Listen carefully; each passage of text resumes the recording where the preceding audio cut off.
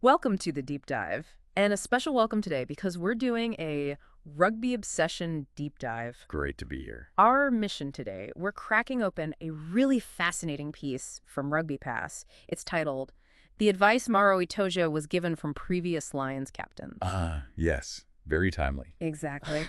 We're going to unpack the insights Maro Itoje, who's just been announced as the British and Irish Lions captain, has been getting, and, what that all means for the big tour to Australia. Yeah, this is kind of your shortcut to understanding what makes Lions leadership tick. It's unique. It really is. Lions tours are just something else entirely in world rugby, aren't they? Oh, absolutely. It's not just, picking the best players. It's Yeah. about creating this single identity, this bond, From 4 rival nations. in just a few weeks. Mhm. So understanding Itoje's vision, plus the wisdom he's getting from the legends who've done it before, it gives us a real window into how this team might shape up. Definitely. And what a team it promises to be. Before we really dive in, though, if you're as obsessed with rugby as we are and you want more deep dives like this one. The ones that get straight to the point. Exactly. Make sure you subscribe to Rugby Obsession wherever you get your podcasts. It really helps us keep exploring these stories and bringing you these insights. It does. Okay, so the big news. Maro Itoje. He's 30, and he's the new British and Irish Lions captain for the Tour Down Under. And this comes right after he captained England during the Six Nations, where he looked pretty impressive, I thought. Yeah, definitely showed his leadership qualities there. Now, this is his third Lions tour, which is experience in itself. Third tour, yeah. But it's his first time actually leading the whole thing as captain. That's a different level of pressure. Huge step up.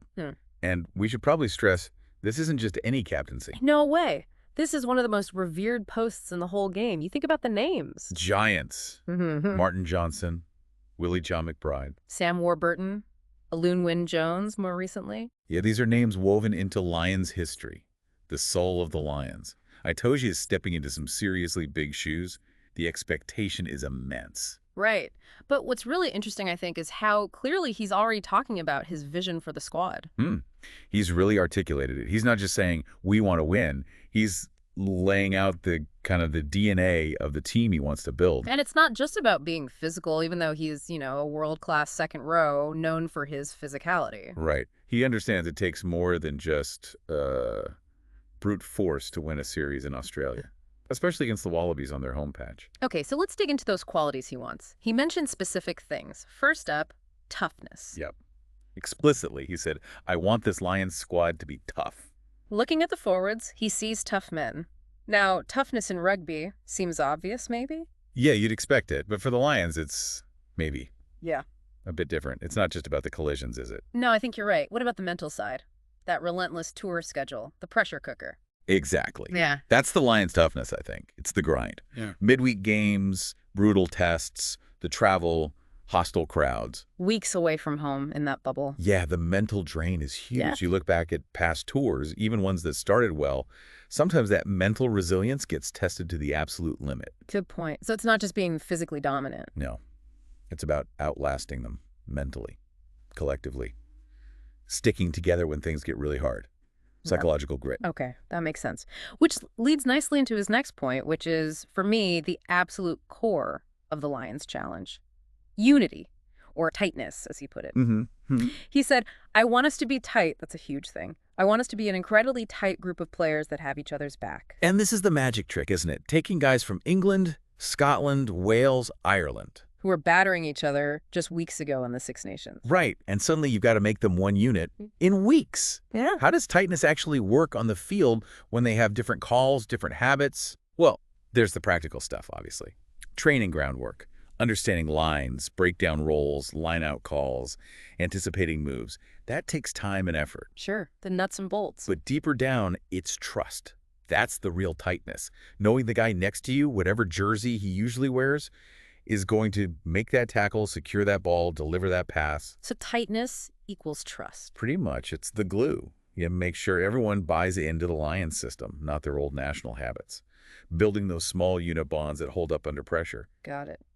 Then he talks about passion and energy. Yeah, passion, energy, and zeal you'd expect of a Lion squad. He said, I think that's what the fans would expect of us. And that connects with the fans, definitely. It's how they play, that commitment. Makes you jump off the sofa. Totally. But then he hits on something absolutely vital. He calls it paramount selflessness. Ah, yes.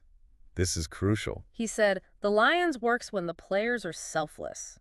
We all have to be selfless and put the Lions at the forefront of everything we do. And this is the big question, isn't it? How do you get these stars, these national heroes, to just park that? Yeah, to put the collective first. Itoje actually explains it. He talks about the badge, the 4 emblems. He says, when you get there, this is your new family. So you stop thinking like an Englishman or a Welshman. Exactly. You think from a Lion's point of view, Right. it's a total mental shift, Yeah. a psychological shift. And that's where the leadership comes in, fostering that. Fascinating. And then, maybe surprisingly for some, given how brutal these tours are, enjoyment. Right. He insists, I want the players to enjoy it. Mm-hmm. He points out it's unique. You don't know if you'll go again. 4 years is a long time in rugby. A lifetime. So he says you have to enjoy it. Now, how does that fit with the pain and the pressure? Is it just, a motivational line? Good question. What do you think? I think it's genuine and actually linked to performing well. Yeah. He connects them. He says you enjoy it by working hard, giving all of yourself to it, and being selfless. So enjoyment through the hard work, not separate from it. Precisely. It's finding the joy in the shared effort, the sacrifice, the camaraderie that builds under that intense pressure. It's not just go have fun. It's find the fun in the grind. Like the tour stories you always hear, the bonding stuff. Exactly. Yeah. That's the real enjoyment, and it builds resilience too. That makes a lot of sense. And it connects perfectly to the next bit, the wisdom from the Giants. That dinner. Oh yeah, the tradition. The night before the announcement, Itoje has dinner with previous Lions captains. Can you imagine being a fly on the wall there? Seriously. Johnson, Warburton, Alun Jones. Yeah. Just absorbing all that experience. Itoje called it amazing, spending time with true giants of our game. It's more than just a dinner. It's like a passing of the torch, decades of Lions knowledge being shared. And what's amazing is despite all their different styles and eras, Different challenges on their tours. the message was apparently really clear and consistent. Just 3 main things. Simple but powerful. What were they again? 1, enjoy it. Echoes Itoje's own point.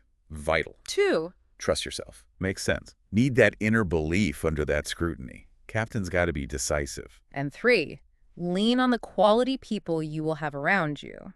Which ties right back into the selflessness, the shared load Itoje was talking about. It's Yeah. like they were validating his own instincts. It all seems to fit together so neatly, doesn't it? And Itoje seems to have really taken that 3rd point on board. Yeah, he sounds confident in the squad. He said, I am very fortunate. There is a whole load of talent, a whole load of quality, a whole load of leadership, Between all of us, we can do something special. He's ready to lean on them. clearly. So stepping back a bit, Mm-hmm. what does this all tell us? It's more than just rugby tactics, right? Oh, definitely. It feels like a case study in leadership, in building a high-performing team really fast, under intense pressure. Yeah, how do Itoje's goals, that toughness, tightness, passion, selflessness, enjoyment, line up so well with what the legends told him? It speaks to that unique Lions challenge, doesn't it? Taking rivals and forging them into a winning machine. Quickly. And the principles. Trust, leaning on your team, enjoying the journey, being selfless. They're universal. Absolutely. You could apply this anywhere. A business project, maybe. A new team coming together for something big. Any high-pressure situation where you need individuals to focus on the collective goal, especially when they're used to being the stars, the Lions are just a really intense version of that. A real test of pulling together talent for a shared victory, not just individual moments. And they have to do it so fast. That requires incredible focus and self-awareness from everyone involved. So thinking about all this, what do you, listening, think about Maro Itoje's vision? Does it resonate? And which bit of advice from those former captains strikes a chord with you? Maybe something you've seen or experienced in your own life or your own team. We'd genuinely love to hear your opinions. What do you think makes a great leader, a truly successful team? Jump into the conversation. Yeah, let us know. And while you're thinking about it, it's probably a good time to remind you. Ah, yes. If you want to keep getting these deep dives, please do subscribe to Rugby Obsession. It really helps us keep going. Okay, so just to wrap up what we've covered today, we've really dug into the mindset of Maro Itoje, the new Lions captain. We looked at his vision, toughness, unity, passion, selflessness, and crucially, enjoyment. And we heard that powerful, simple advice from the legends. Enjoy it. Trust yourself. Lean on the quality people around you. It really highlights what it takes to build a winning team in that unique Lions environment. That intense pressure cooker. So here's a final thought to leave you with. Yeah. We talked a lot about selflessness, especially in a team full of elite stars. Players who are the best in their country. How do you strike that perfect balance between leveraging that individual brilliance, which you absolutely need, Of course, you need those moments of magic. and ensuring that unwavering commitment to the collective? What sacrifices are really needed for the team goal, and can you still find personal satisfaction, even joy, within that shared effort? That's a complex one. That balance between individual talent and collective drive, it defines success in so many areas, not just rugby. Definitely something to chew on. It is indeed. Well, if you found this deep dive interesting, please make sure you are subscribed to Rugby Obsession so you don't miss our future explorations. We appreciate you tuning in.